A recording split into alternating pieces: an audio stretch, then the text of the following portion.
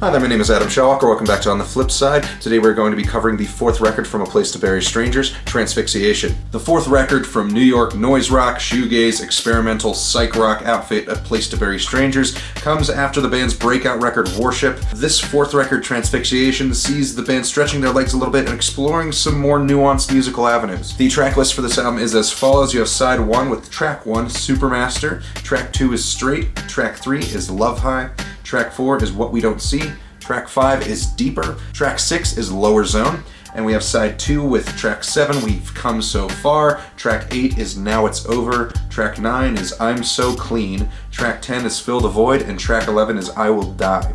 So we're going to give this a spin, come back to you on the flip side.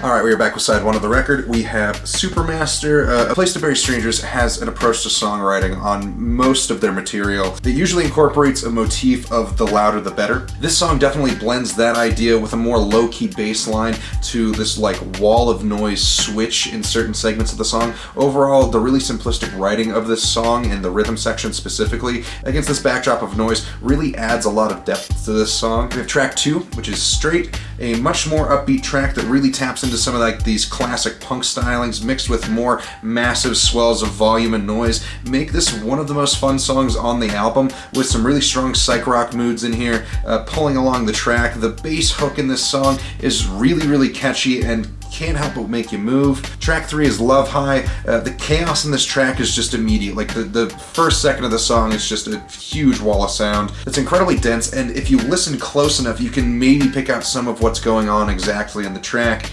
With these really incredible dissonant guitar notes or like maybe synths in there, it's kind of hard to pick out with just how dense this song is. It really builds the mood of this track and just holds it all down. Track 4 is What We Don't See, another dense offering of noise, this time with a lot more up-tempo, like reverb stuff. The amount of reverb in this song should not be considered reasonable by any stretch to anyone. This song is like the afterglow of like a migraine. It is loud, it is unforgiving, it is chaotic, and this track, it's just really brilliant. Track 5 is Deeper.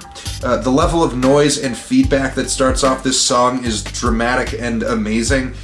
These huge crashes of bass drums or something like that just demolish everything in the mix. Like it hits and then everything else in the mix just kind of moves out of the way for it. It's really incredible. This is one of the most captivating songs on the entire album, with one of the biggest sounds of any track in their entire discography.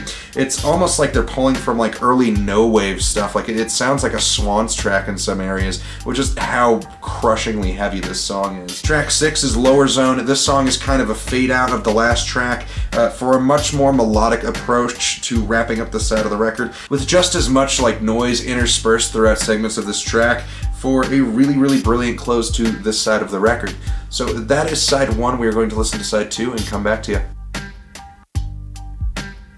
Alrighty, we are back with side 2 of the record. Side 2 starts off with track 7, We've Come So Far. Another up-tempo track for a bit of a code switch, kind of hits us on the side of the album. The traditional punk elements are once again back, mainly in the vocal areas. The drums and guitar really assault your ears with this very noisy groove that only grows more chaotic as the song goes on. We got track 8 with Now It's Over, a really nice slow build of volume to a great drum groove that starts off this song for more of a post-punk track. It's fairly straightforward as far as this album goes, with very reverb-heavy vocals, which you've come to expect so far, but like here they're really dissonant. The bridge segments of this song have these high buzzing notes that just scream over the top of the mix and then crash into the next verse on the track really brilliantly. This is one of the most solid songs on the album, as it is one of the most straightforward songs, probably one of my favorites on here.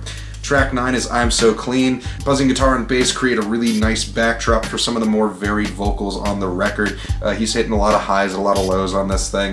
The chorus segment here absolutely crushes and rocks really fucking hard. The drums are absolutely going off as well and just get so goddamn loud. The end of this track kind of fades into the next track, which is track 10, Fill the Void. Another continuation track, like I was saying, with some very dissonant, almost out-of-tune parts here that build off the energy of the last song for a really cool psychedelic noise rock jam.